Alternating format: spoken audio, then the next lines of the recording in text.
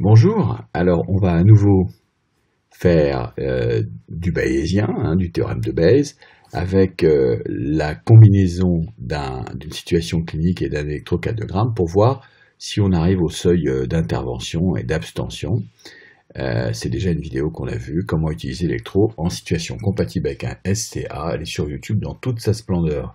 Voilà, c'est parti avec un cas clinique réel d'un homme de 64 ans qui consulte pour une douleur épigastrique à 2 reprises en vacances à l'étranger, pas dans sa langue naturelle, et il évoque plusieurs hypothèses, enfin c'est vous qui évoquez plusieurs hypothèses abdominales, mais vous n'y arrivez pas avec la biologie, la main, il n'y a rien qui vous appelle quelque chose dans l'anamnèse non plus.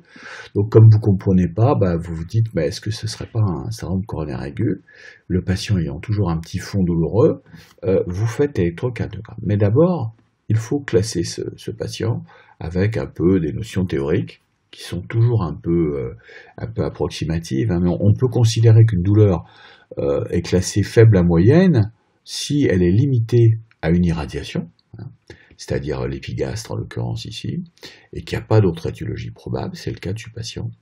Donc plutôt faible, et puis plutôt moyen, plus il va y avoir des facteurs de risque confondants, coronaropathie connue, grand âge, multiples facteurs de risque, et puis chez les sujets encore plus atypiques, on a des formes souvent limitées aux irradiations, le membre supérieur, le cou, la mandibule, etc., etc. Donc ce patient-là, on va dire qu'il est entre faible et moyen, puisqu'il a que 64 ans et là, il n'a qu'un seul facteur de risque, mais il en a un. Prétest faible, ce sont des douleurs atypiques vraiment, palpation, inspiration, coup de poignard, et ponctiforme chondrosternale, là c'est les douleurs fortes.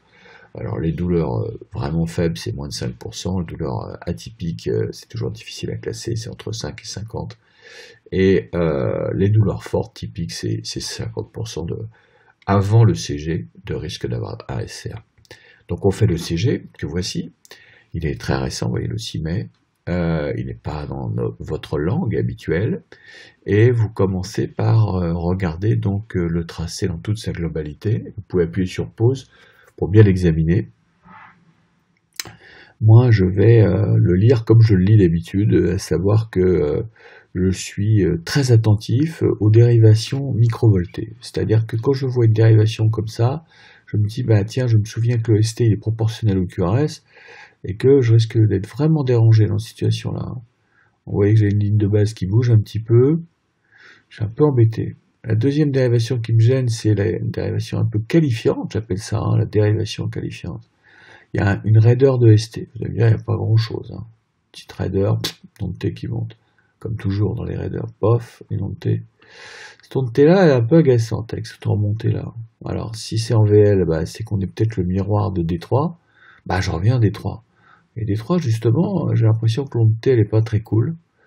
Elle est un petit peu plus moins, avec un petit sous-décalage de la ligne de base là, du coup ça serait un sus-décalage, si la ligne de base est là c'est moins évident, là c'est moins évident, mais il y a une onde T qui est passée en dessous. Là c'est plus évident qu'il y a un sous-décalage de PQ. Bref, là, sus-décalage, là sus-décalage, là onde T légèrement... Bon bref, on sort pas là, c'est pas normal, c'est pas net, ça pourrait être ischémique avec un miroir. Donc, point d'interrogation, ECG non concluant, mais ni négatif ni positif. Et puis je vais chercher d'autres signes, et j'en ai trouvé d'autres, ouais. Bon, c'est peut-être respiratoire, mais je trouve que ça bouge quand même ces ondes T assez rapidement vers le haut, vers le bas. C'est ce qu'on appelle une variabilité de l'onde T, c'est un signe d'ischémie. Je vais le retrouver un petit peu dans les autres dérivations. Difficile d'être absolument certain que c'est un signe enregistré. C'est pas tout à fait normal. La troisième chose que j'ai notée, c'est que l'ordinateur m'avait rendu un QTC à 465, ce qui est beaucoup, 430 chez l'homme. Donc je ne l'ai pas recalculé, je ne sais pas, mais c'est 430. C'est à noter, ce CG n'est pas normal. Et la dernière chose que j'ai notée, c'est tout en bas, tout en bas, tout en bas. Quelque chose qu'on regarde pas beaucoup. C'est pas l'heure, parce qu'il est 15h20, c'est le filtrage. Vous voyez, ce patient devrait avoir un filtre académiquement qui supprime tout ce qui est en dessous de 0,05 et là il a 0,8 de filtre. On est vraiment loin, hein. C'est même pas 0,5, c'est 0,8. Un filtre considérable qui a été mis pour que l'électrode soit jamais parasité, c'est pas cool, hein. Le problème c'est que il est aussi mis à 25 au lieu de 150 là. Là, il est hyper filtré. C'est-à-dire que les petites déflexions, les sus-décalages, les petites choses qui font que l'électrode peut être un petit peu difficile à lire, mais a été gommé, quoi. Donc je me demande si on n'est pas en présence de quelque chose de plus important compte tenu des conditions techniques, du QT et de la variabilité, etc. Voilà comment il faut lire un ECG. Hein. J'ai pas de certitude. Je dirais que cet électrode, il est douteux. Il est douteux, douteux. Et d'ailleurs, tous ceux qui le regardent en général disent la même chose. Il y a quelque chose dans les dérivations inférieures à explorer. Voilà. Donc, on reprend notre clinique. Notre patient, il est plutôt, on l'a vu, entre faible et moyen, selon votre conviction. Alors, si c'est faible, comme l'ECG est neutre, hein, il n'est pas normal, ben, on reste sur faible, puisque un ECG neutre ne modifie pas la probabilité prétest, donc on reste sur faible, donc on reste en fait au-dessus du seuil d'abstention. Donc on ne peut pas éliminer notre syndrome coronarien aigu. Même si par contre vous vous trompez et que vous dites il est négatif, alors là, vous êtes faible, plus négatif, en général on ne fait pas de biologie, là. On ne fait pas d'exploration, on est dans l'abstention, on cherche autre chose. Et le malade sort, et c'est d'ailleurs ce qui va lui arriver. Cet ECG a dû être considéré comme une douleur inexpliquée, avec un ECG normal, il va sortir. Et je pense que c'était une erreur. Si on le reprend en probabilité moyenne, parce qu'on considère qu'on n'a pas d'autre étiologie, pardon, c'est pas ce qui se passe, vous avez moyenne plus neutre, ne change pas la probabilité, la douleur, la probabilité reste moyenne, donc il faut rester dans l'évaluation, hein. Donc les autres tests. Et puis si jamais vous considériez que l'électro était plutôt négatif, à neutre, vous voyez, on reste à faible. En fait, dans toutes ces circonstances, sauf l'erreur de dire qu'il est normal, toutes ces circonstances justifient la poursuite des investigations cardiovasculaires. Malheureusement, le patient est décédé, donc n'a pas osé revenir une troisième fois. Et nous, on se pose vraiment des questions, quoi, hein. On pense qu'une douleur contemporaine de SCA peut être limitée à une irradiation, c'est le cas.